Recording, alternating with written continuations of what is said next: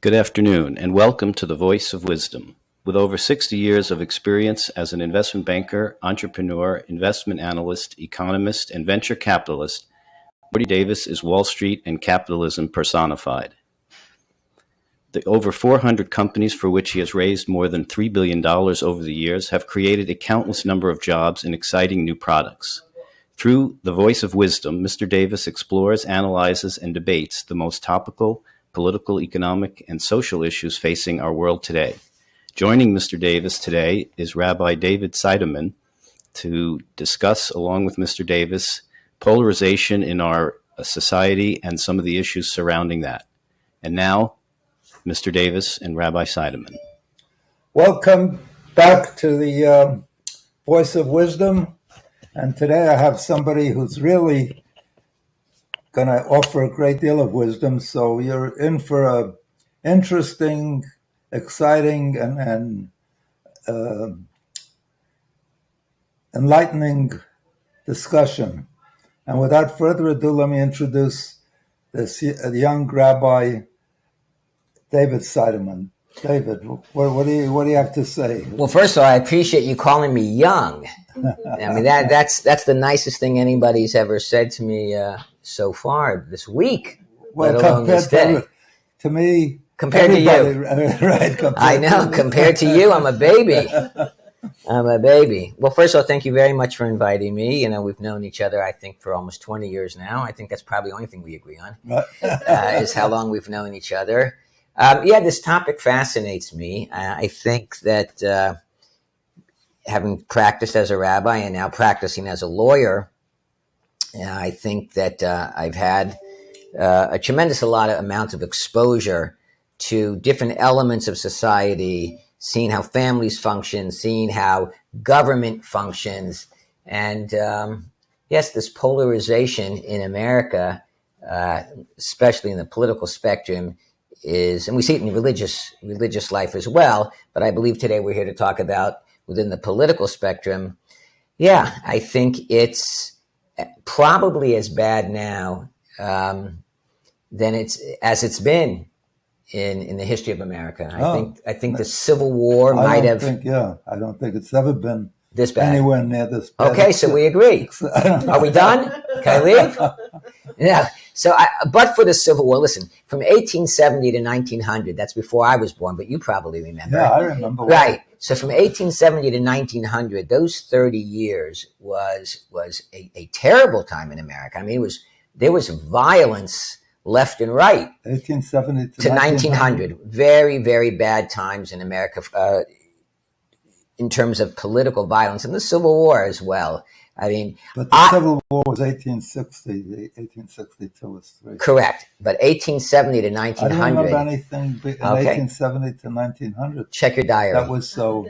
Okay. The Reconstruction era was highly fraught. It was a highly charged time, but the numbers seem to show that right now is about at the same place. Right, and I think it's not, when you said the numbers, I think you said the right word, because there was polarization in the past, but the proliferation of the polarization was limited by what the newspaper could carry, what the radio, which you had problems moving the antenna around to get reception, could carry. So your grievance against society, you shared with the 5 people you drank with at the bar and your family members and maybe a few people you worked with. Now, if you have a personal grievance, with a push of a button, you now can whip hundreds, thousands, millions of people into hysteria. So that's where we're at now. The fact that the internet and media makes the proliferation of extremist views so much more on the agenda. That's a problem. And then, Morty, you have the problem that the media and the internet themselves drive polarization. They just they're not only reporting polarization and creating proliferation by the amount of people they reach, but they have agendas, whether it's Fox News on the right or MSNBC and CNN on the left. They are actively involved in the proliferation of polarization because of their agendas.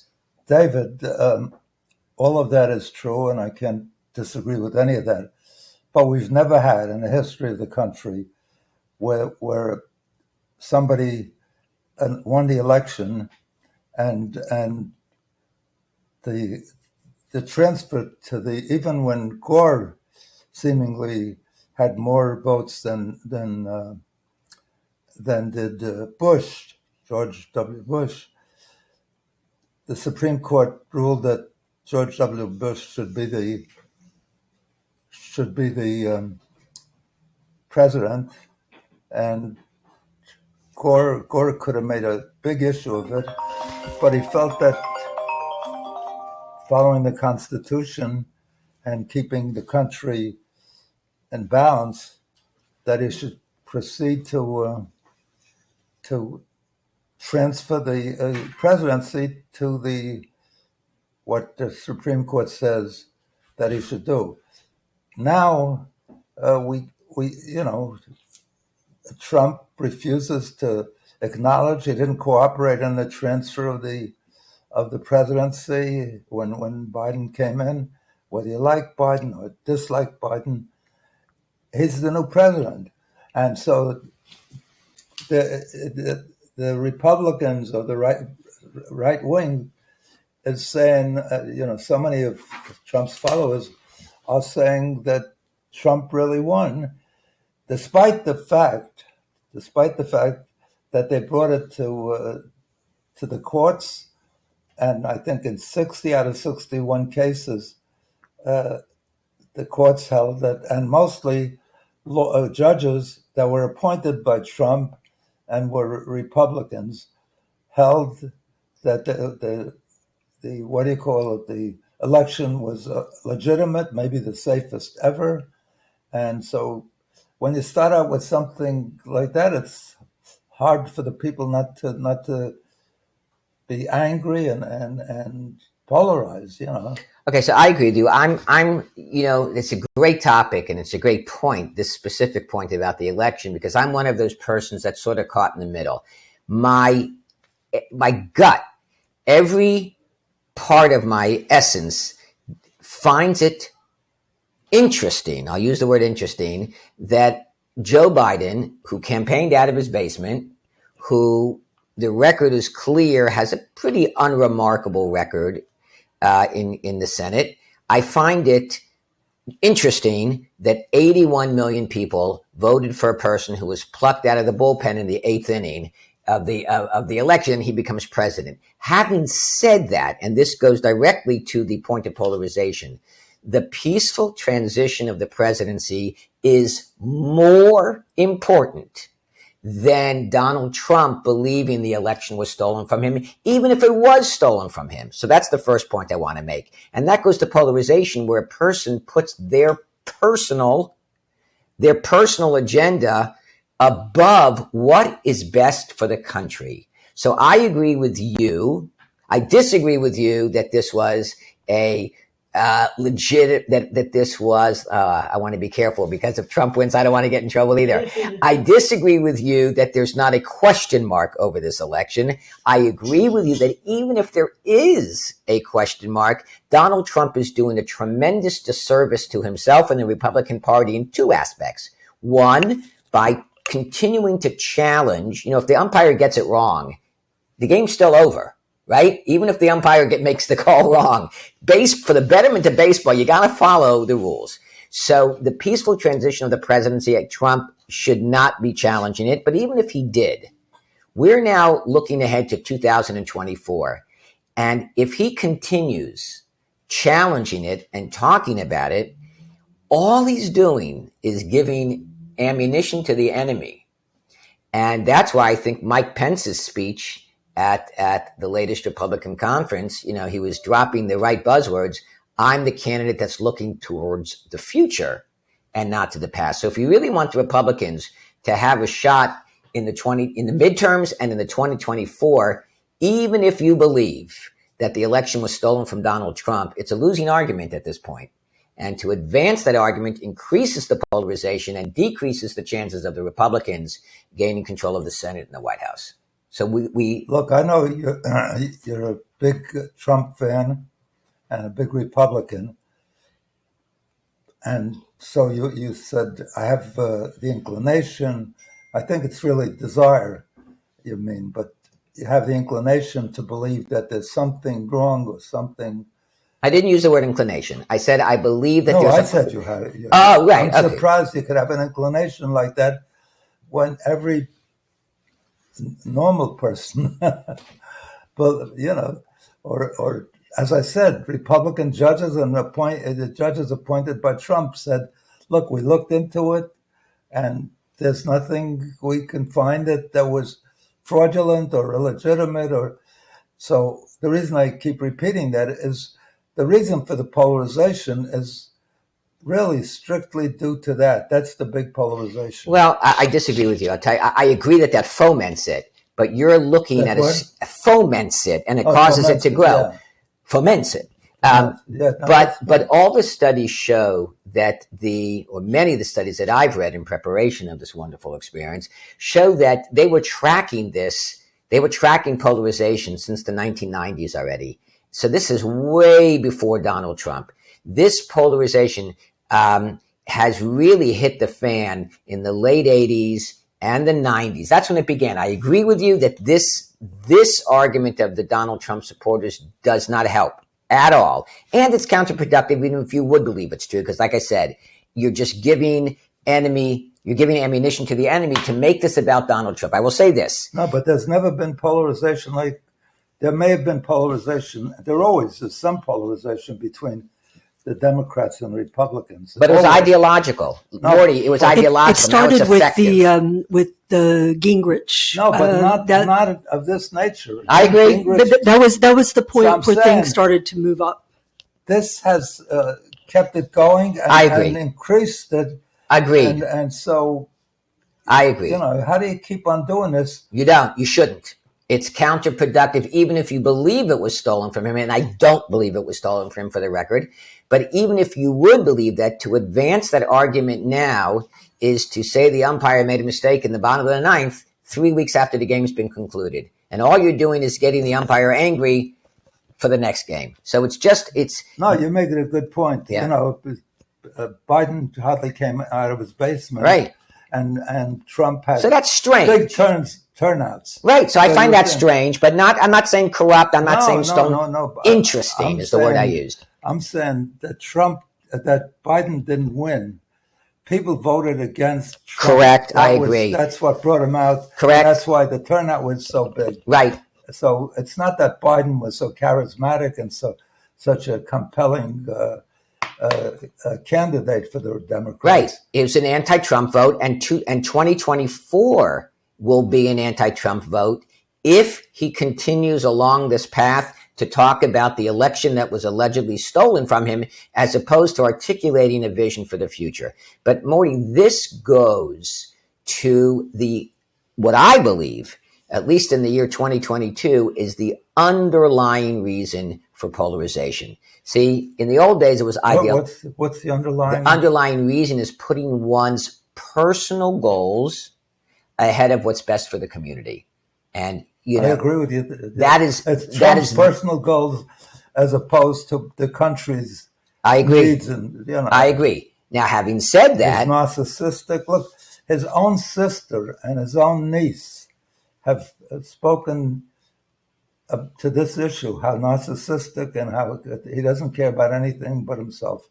Even to the point where his vice president, who's been so loyal, never said a negative word about Trump in the 4 years that he was vice president under, totally supportive.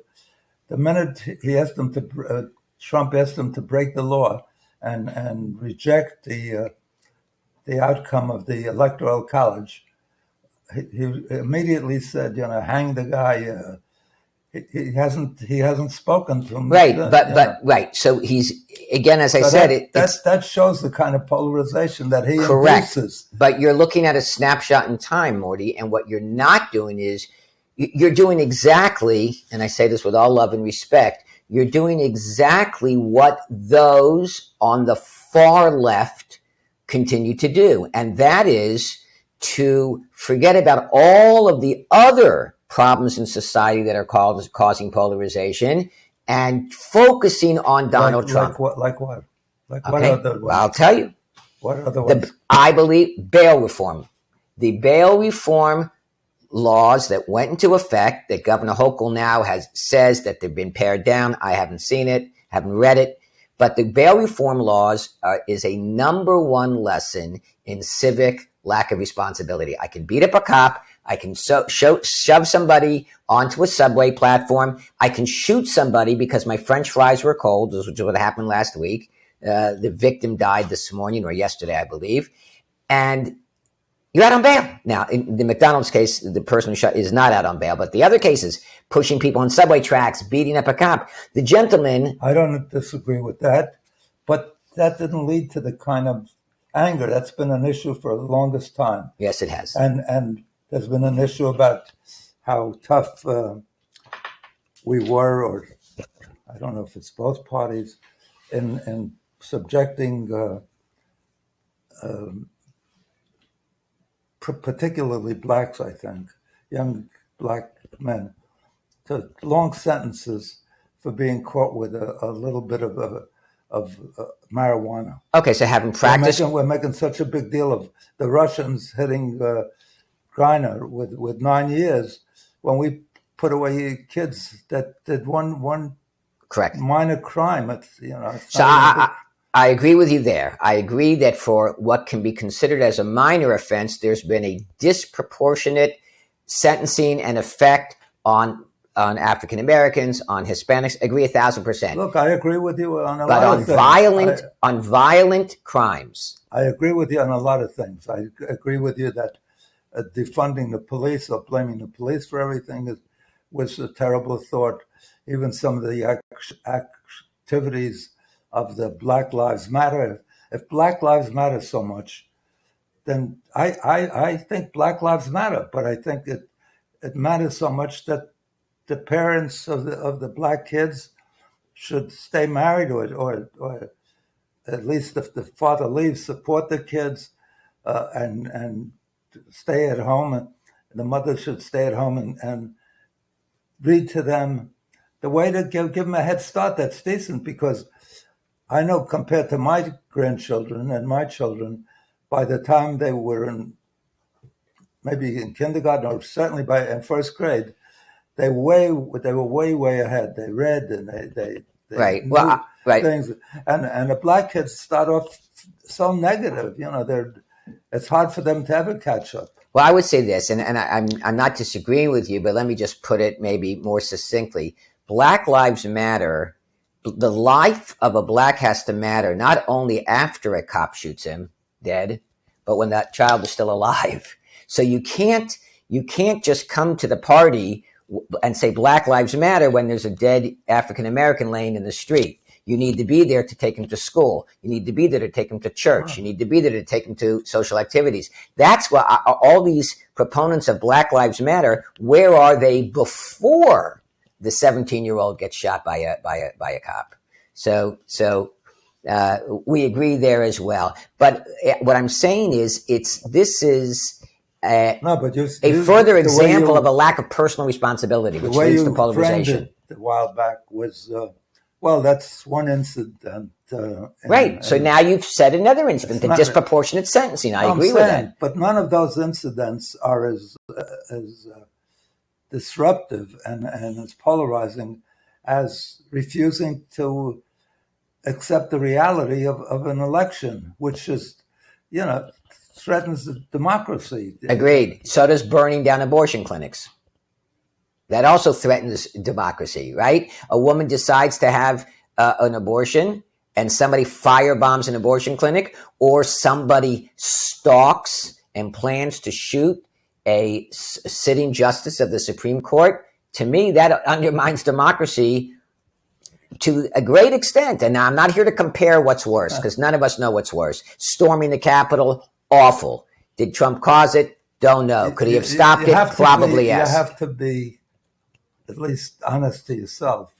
and say there's a difference between overthrowing the government or threatening democracy and blowing up a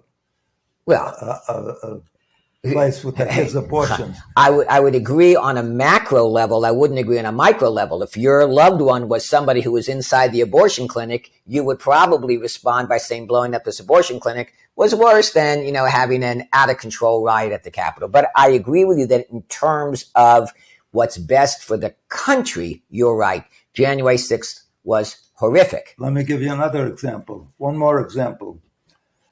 Obama had still almost a year to go, and he appointed a Supreme Court justice. Garland. And yes. And Mitch McConnell said, well, it's his last year, we should wait for the election and let the new president appoint him. So that, okay, that's his view, and I think he was wrong. I think Obama was the biggest loser for not challenging that and making it a big deal, making it a red line. But he didn't. But that's okay if you really believe that and you're going to be consistent. But in the last year, with the election for president, and not the last year, in 2020, I think. When Trump appointed, just before the election, not 12 months later, 10 months earlier, but with a month to go, McConnell did just the opposite. He insisted that Trump should have the opportunity to appoint. And why did that go through? It went through because of the Senate rules. When the Democrats are in control, we understand that their agenda. It shouldn't make a difference who's in control, at least to bring it up. He wouldn't. Okay. He wouldn't bring it up in the Fair Senate. Point. Fair point. You're talking as if there's equivalency, and I'm saying it's not equivalent. None of these things are equivalent. One of the on the point that you just made about McConnell, some of this has to do with gentlemen's agreements. They're not strict rules. And also, one of the things that's happening between the two of you is that you're speaking with each other civilly. So some of the things that aren't codified into law, but that are reflexive, like the two of you are speaking with each other civilly as you disagree. What do you mean? He'll never talk to me again. That's breaking up. This polarization is breaking. That's it. We're breaking up our form. Right. But breaking up families. I have to apologize so you don't get. God forbid. I love you. But one of the things that hasn't continued right now is that we don't speak with each other civilly, certainly online, but also it's almost a automatic reflex that we speak of the other side in caricatured terms that are easy to hate. Right. That's the difference between ideological and effective polarization. Ideological is I disagree with you, but I love you. I disagree with you. I might not love you, but I respect you. You'll get over it. But I hope. But effective polarization means since I disagree with you, I hate you and I don't respect you. Again, Morty, I'm a little bit younger than you, but I remember the Daniel Patrick Moynihan days and the Hubert Humphrey days.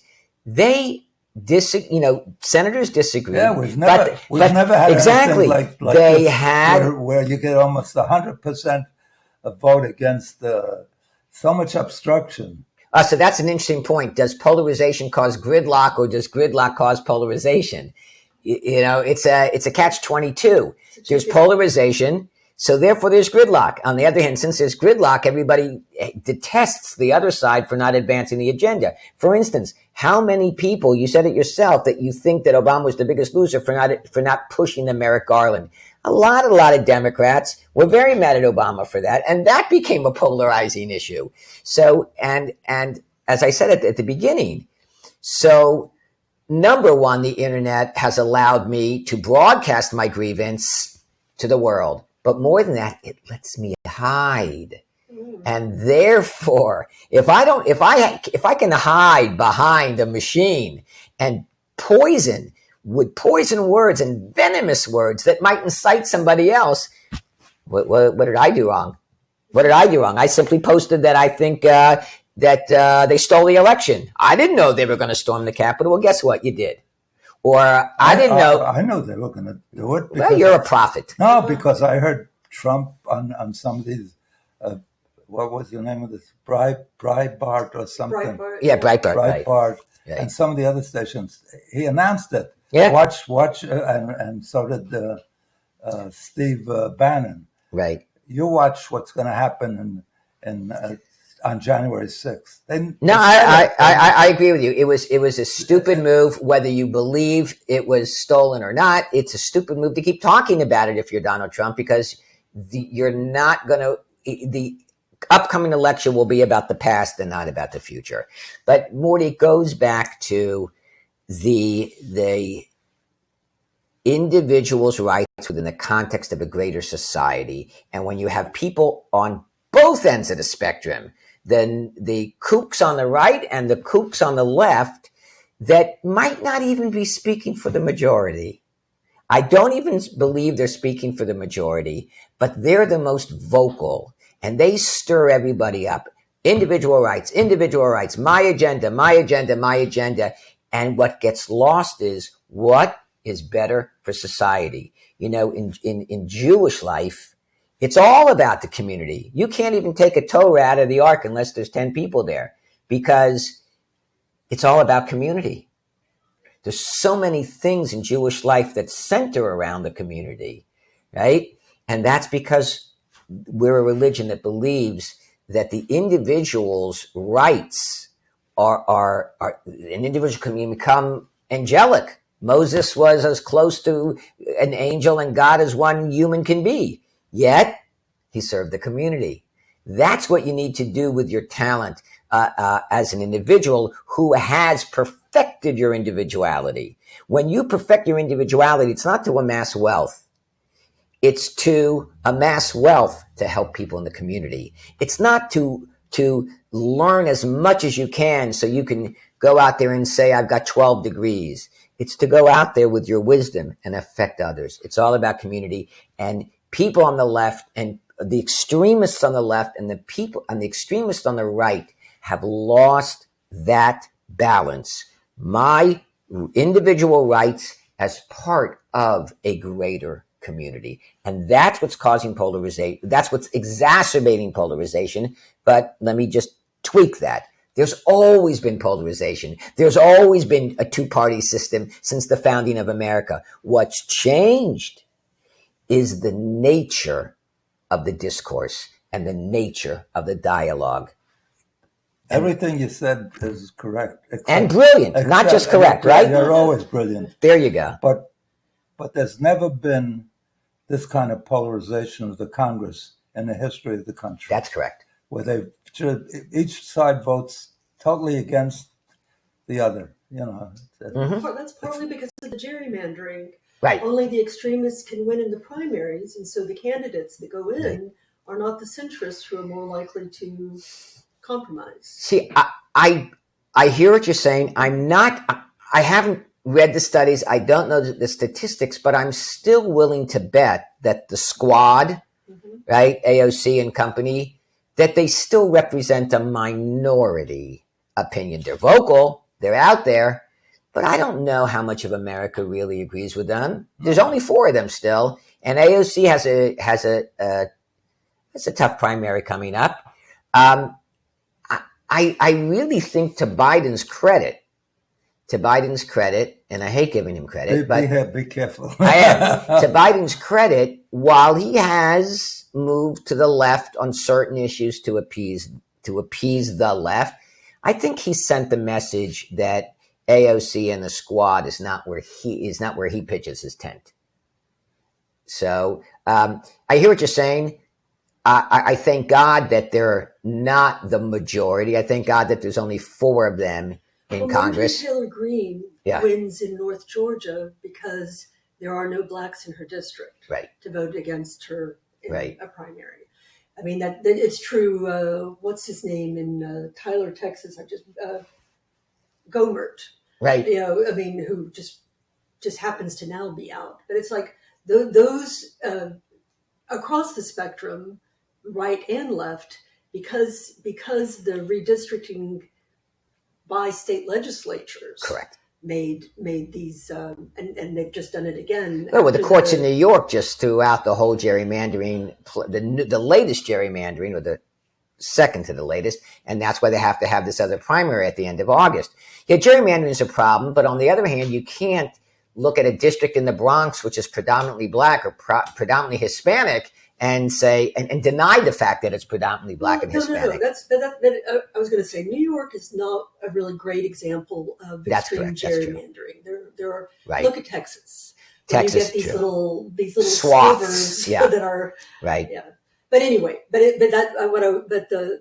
point is that once somebody's in power, once a particular party or a cohort within a party is in power, it does everything it can to increase its power, right? And so we're in a point of acceleration on everything. Right. So what's the answer? How do you stop it? To me, it's so disappointing that all elected officials, almost all, don't behave as if they want to serve the country and abide by the traditional values that we have and abide by the Constitution.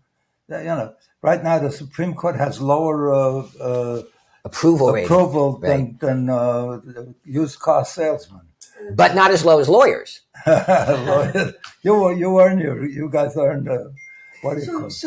So in both of your wisdom, what can we as individuals, because none of us here hold elected office, what can we as individuals do to help dampen this polarization? How can we help? It's very difficult because this is not a democracy in the sense that the majority rules. It's a republic. Nowhere near. No, it's whoever makes the donors to the elected officials call the shots. What's her name just now? What's her name? Sinema. Seidemann. In Arizona. Yeah, Seidemann. Held out for what is it called? Sharing, caring. The IRA where they put in 87,000 new IRS agents. The latest. No. The ones where the hedge fund guys get to treat their carried interest. Mm-hmm. The way it works is these guys get 2% usually 2% for managing the money. In the case of Cohen, he gets 5% because he performs better. And then they back in when any money they make for their shareholders or the ones who put the money into the fund,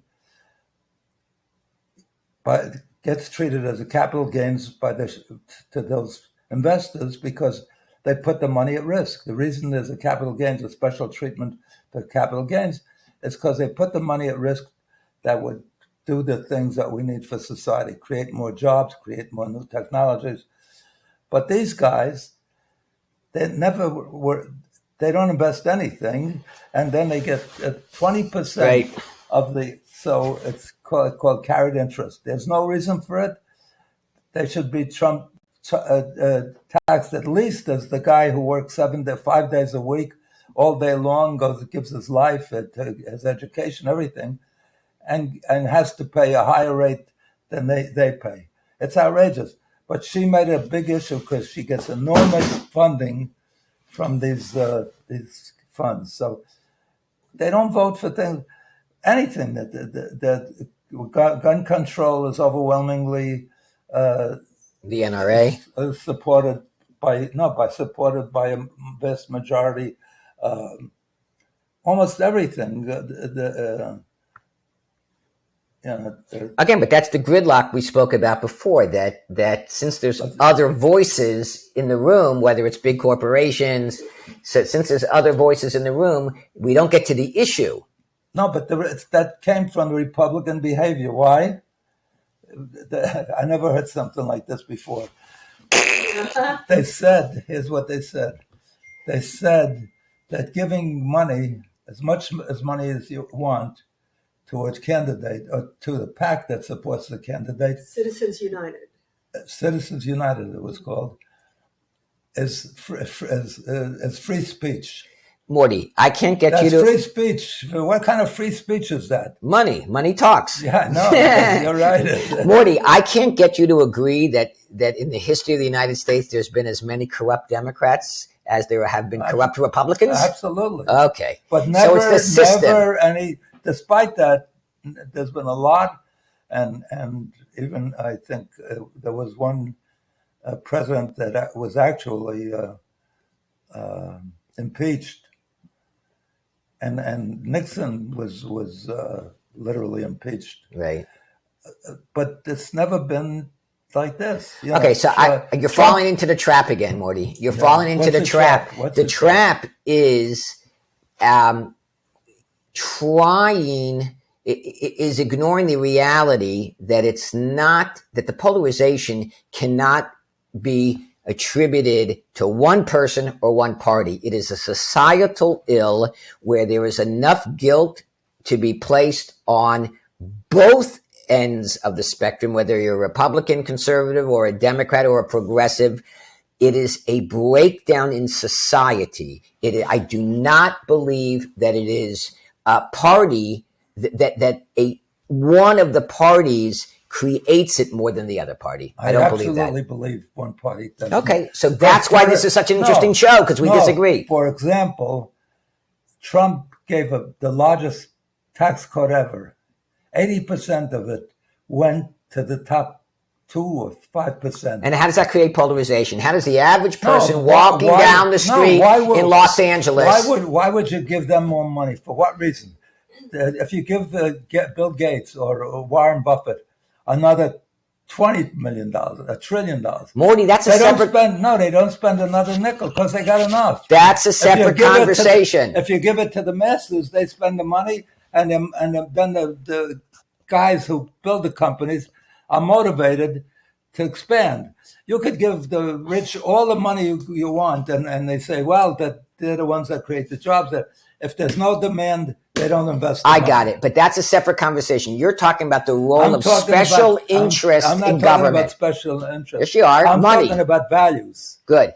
And I'm telling you that that's one side of the coin. Yeah. And I'm telling you that what's the other side? The other side of the coin is values when it comes down to the breakdown of the family, the breakdown of respect for government. You started this conversation by saying that the January 6th events was a breakdown of government. And I'm saying that the breakdown of the family, and that caused polarization. And I'm telling you that the breakdown of the family and respect for community also is a factor to consider. And I'm not here to say which is a greater factor. Agree. And you can't ignore that. The family is terrible. Tremendous. And I'll tell you why it is. And that's why I complain against. I want to write a book. Let's do it. Black lives absolutely matter. From birth. They absolutely matter. But it matters so much that they should do something. Build a family. Start with them. Right. Some years ago, there was a program on ABC as to the status of the blacks. This goes back at least 40, 50 years, maybe more. And they had 4 or 5 people on. So all of them, overwhelmingly, all of them said, we need more welfare, we need more food stamps, we need everything more. One guy, a professor out of UCLA, I think he was, said, we need to tell our people, stay home, take care of your kids, stay in a marriage, give them the right role models so they become better. They become, you don't need handouts because handouts maybe just gives them, Right. Okay, so what you're saying and what I agree with. Teach them, what is it called? Teach them to fish. So you teach them you take care of them for a lifetime. Right. If you give them, a fish, it doesn't help. Okay, so this touches on another point. The Democratic Party has traditionally been, or have advertised themselves as the party for the people, right? They advocate for an individual's rights. So one would think that if I'm advocating for an individual's rights, I would want smaller government. But it's always been the case that the Democrats want bigger government. So how do you reconcile that with the individual being free to do what he wants? And the answer is very simple. And it goes back to what I said about the being part of a community. the left wing of the Democrat Party believes, yes, I want a bigger government to do what? To give and give and give me more individual rights. Why? Because I have not built up an inner ability to create for myself. So I rely on the government to give me. And I think that that's going to make me a more productive member of society, but it won't. All the free gifts in the world will not make you a more productive member of society. And this is polarization as well, because the Republicans are furious about this. And those on the right that go to work every day and struggle and pay their taxes have had it up to here with the people on the left advocating for a government that gives more and more handouts, which adds to the deficit, which adds to inflation, and adds, and this is such an important point, not just to a polarization within Congress, but to a polarization on the street where a man who could be on the subway, who goes to work every day and kills himself for his family, sees somebody else on the subway sitting right across from him, who's receiving one government handout after another, and that creates a jealousy and venom and hatred. So I think that also contributes to polarization and exposes a little bit of the hypocrisy of the left. Not that there's not hypocrisy in the right, but it exposes a little bit of the hypocrisy on the left where they want government to be involved, but for what reason? To give and give and give to the citizen, with the mistaken belief that individual freedoms given by the government will make that person a more productive member of society. It's just not true. You give your kid allowance and allowance and allowance, and you don't make them get a job, you've taught them nothing. So look, that's a good point. Thank you. If you give people money for doing anything, you're going to destroy them. Right. If you do that with your kids, you're going to destroy Correct. them. I had a case many years ago. But we're a wealthy enough country to take care of those that really do need the help. And yes, you don't forgo the good for the perfect. So there are people that are going to rip it off, just like the wealthy rip off. Yep, true. Companies make billions of dollars and they pay zero taxes. I agree. Morty, I had a case many years ago, a divorce case, where the judge asked the little girl, she was 14, where do you want to live? Who do you want to live with, mommy or daddy? So the girl said, I want to live with daddy. So the judge says, why do you want to live with your father? So she says, because he gives me whatever I want. Judge says, good, you're living with your mother. Because the judge understood. That's right, he was a brilliant judge. The judge understood. I'm actually mad at that judge now. He gave me a bad decision last week. Yeah, I'm not mad, but I have some questions on the decision. But the point is that you're unhappy with him. Unhappy. Actually. Yeah. I want to bring up there's a story that Morty tells sometime, and this is about, and you guys know the story better than I do. So to Morty's point of Trump's tax cut for the rich, one of the things that didn't happen because there was a tax cut for the rich is that deficit could have been paid down with this surplus, and infrastructure could have been built. But you often use let's see, it's a story about 7 years and plenty and fellow.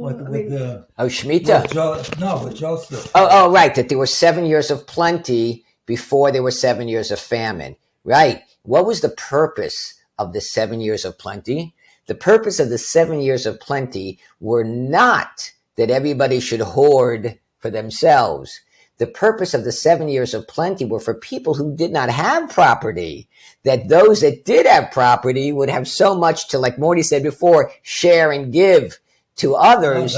That was more central planning, because if they didn't, it was to put away enough in storehouses. But not just for them. When the drought came, correct. If they didn't prepare, even the rich would have.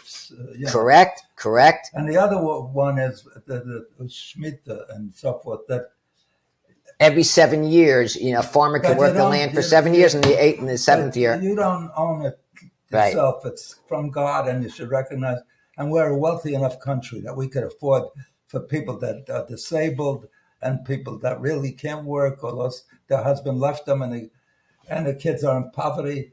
It's right. I'm not disagreeing with you. I'm simply adding this to our list of factors that create polarization. When you have well-intentioned, some well-intentioned people that believe that the government should be that safety net for everybody, it does cause polarization to those to say, hey, I'm paying into the system. Why is this person getting a free walk? And then it causes polarization the other way. And they say, how dare you Republicans or you conservatives complain about helping out the poor people, because you rich people aren't paying taxes, so you're not really kicking into the system. So again, there's the polarization. It's the finger pointing. That's the greed of the wealthy, because you could say the same thing. So many people say, I pay taxes, but I don't want them to use it to go to war and to start wars and to spend it on military equipment. Right. You don't get to choose. You right. You have to. The way you select or you cause change is through your vote. Correct. Hopefully your vote will change. Look, nobody did more to help the Democrats recently than the Supreme Court, even though it's overwhelmingly conservative now. Yeah. It's interesting. But because what they did for Roe Wade, pulling it back, reversing it, is going to change the election, because women overwhelmingly, I'm not saying there's a lot of women that are pro-life, but overwhelmingly think they should have the option, especially when the states get it and start introducing the doctor bans. can't even deal it when somebody's having a miscarriage, can't take out the baby or can't do anything. If they do, they're going to wind up in jail. It's terrible. Again, another possible tactical mistake by the court, because if the Republicans are really interested in capturing control of the Congress and the White House, you might have, with this decision, you might have given the Democrats more incentive to show up to vote. So it was I don't know how it's going to play out, but part of me says it was a tactical mistake. I think the decision was correct. I think the decision was wrong. Should the Supreme Court be making partisan tactical decisions? No, but again, why do you think it was correct? Why do I think it was correct? Because I think it should be a decision that's left up to the states. There's nothing in the Constitution. The Constitution is clear. Anything not expressly set forth in the Constitution is reserved for the states. So if you start saying, well, let's put this in the mix, well, let's put something else in the mix. That's bold, because it's like the Torah. The Torah says, when somebody does something bad, it's an eye for an eye. So why don't you take out the guy's eye? Okay. Because especially thing that was written 300 years ago, 250 years ago, has to be adaptive. Okay. If a guy like Scalia says, I'm an originalist, I'm a, what's the other word they use? Morty, can people move from New York to Florida because Florida has a better tax rate? Yes. So that means that not everything is addressed in the Constitution, and certain rights and decisions are reserved to states, correct? Yeah. So why shouldn't abortion be one of those issues? Why can't I say, you know what? I believe in abortion. I'm going to live in Illinois. I don't believe in abortion. I'm going to live in. It doesn't matter. Even if you live, they've passed laws now. Even if you live in Illinois and they outlawed abortion completely, if you take a trip to another state, and have an abortion, you can be prosecuted. You could be prosecuted. I'm unaware of that. That's very strange. In Texas, they say if somebody reports that, they'll get $10,000 for doing it. It's like a vigilante. And the reason you don't have individual states is the same reason you don't have individual state decisions about a draft, a military draft, because there are overwhelming issues that have to be done. We have laws about different states. States make up the laws themselves. I get it. I hear you. Fair point. So we in New York are very careful and care more about people not having guns unless they go through a process. To get an automobile license and to drive, you got to go through a process. You got to show that you know how, the safety. Didn't the Supreme Court just strike down New York's gun law with the restrictions? I think it did. Yeah, they did. Yeah, they said, you can't say, well, you have a special need, you can carry, you don't. You either qualify or you don't qualify. Listen, I think abortion, it could be another whole discussion another time. And also guns.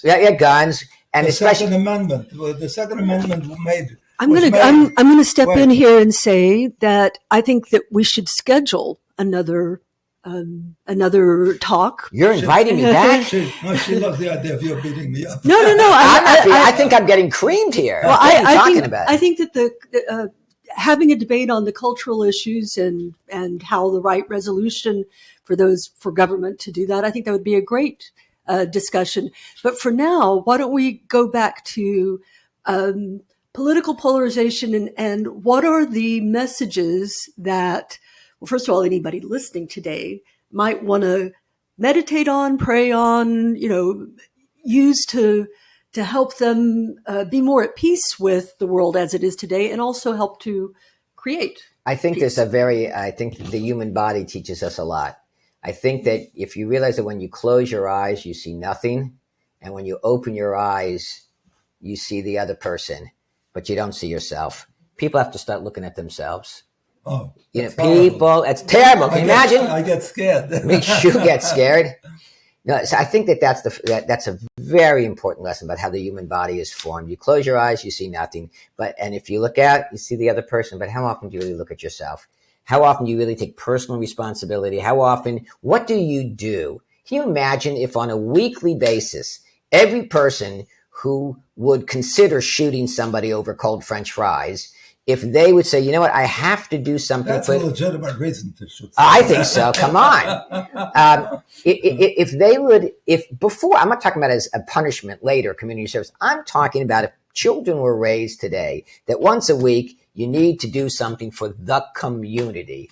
I would venture to say that, and by the way, nobody's done more for the community than Morty and Roz. May she rest in peace. How would you feel if somebody brought you cold French fries? For me, it would be an improvement in my daily diet. Look at me. Does that look like I eat? Cold French fries for me, it's a banquet. No, I just want to bring up one thing. The universal draft, yeah. Universal draft, is that when you leave the window open in the winter? Yeah, universal draft. Yeah. I really think it begins in kindergarten and first grade. Start teaching people that there's a way to have a grievance and a way to express your grievance. And we're at a point now where every single person can express their grievance in any way they want. Everybody's a victim. Everybody's been traumatized. Or, on the other hand, a lot of people are just afraid to speak. And there's a whole lot of people out there who are on the receiving end. They're being shouted down and they're being drowned out. Well, or they do use the Constitution, but it hasn't been adapted for all the changes. When they made the Second Amendment, that the right to bear arms for every individual to bear arms. First of all, if you read it, it says within not a competent, well-regulated militia. Right. It was meant to protect yourself against the government attacking you. And it was actually that there was no standing army and that well-regulated. Right. But it wasn't meant to shoot your friend on the street. We know that. Also, you have to remember, we beat the British with muskets that you had to reload. It took 2 minutes. They had no concept of what an assault weapon would be and what. I agree. And so under that guise of that Second Amendment, they have assault weapons. We have killings every week, mass killings. Right. And every other country that's civilized, that's advanced, has done away with all those things. Australia had it once, a mass killing. They changed all the laws. They brought in all the guns.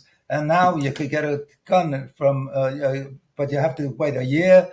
You go through police. All right, that's a topic for another day. I will say one thing, though. These mass shootings are done with ARs, and you're right. Get rid of them. But what you read about in the New York Post every day is a handgun. That's what a guy is killing another guy over at French fries. That's why there are drug wars and gang turfs. You can ban all the ARs in the world, and you're going to stop the mass shootings. I agree. Those shouldn't be so readily available, too. You're right, but gun legislation is not going to take them off the market. You're just going to create another black market. Every other country has done it. New Zealand, England, no other country. Okay, The I'm United going to States is call the only this one. because we're coming up on an hour. So you've each got. We'll give you 30 seconds to give your final thoughts. Okay, my final thought is whatever Morty said is wrong. No, Morty is a genius. I love him. It's all about how can the individual grow and actualize all of his potential for the purpose of living within a community. When you lose the sense of community, that to me is where you're planting the seeds of polarization, where only I matter. I matter. And I can express my outrage in any form that I choose, even if it causes damage, hurt, and pain, and even death to you. I can legitimize it. Because I, the individual, I'm in charge. I want to thank David for coming. He made it for an interesting evening of discussion, and I'm going to invite him back because he aggravates me. So being Jewish, I know I'm entitled to a certain amount of aggravation. I found a guy that could give it to me. But because you do have values, and I do respect what you say, even when I disagree with you.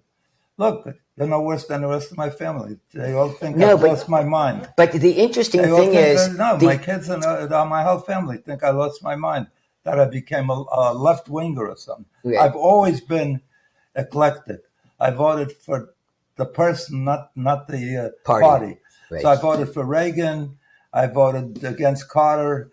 I voted for Bush the father. He was a good friend of mine. He invited to Kenny Bunkport. He invited me with Snowcroft. Never invited me. Yeah. Oh, the only thing I didn't like is they all went out to play golf. And I said, I don't play golf. So he arranged for me to get a tennis pro. That was really nice. So I voted for Bush the son. I voted for Clinton. So I voted against Obama. I didn't vote for Trump, even though at one time he was one of my best friends. They invited me. There's an organization. What was the name of the organization that Eisenhower started? Freedom Foundation.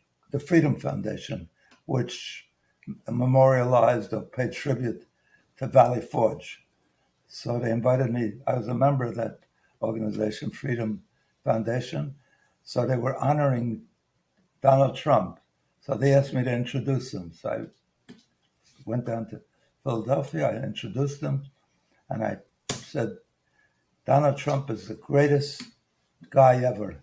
He's creative. He builds, he advances the world. He builds the most impressive. In Central Park, they couldn't get anything done. He came in and did it like that. I said, and we really do ourselves honor by honoring him tonight. He was so impressed. He came up at the end to kiss me because he wasn't married at the time, and he had a supermodel there. And she was so impressed after I said that, she couldn't wait to get him back in the... All right, moving on.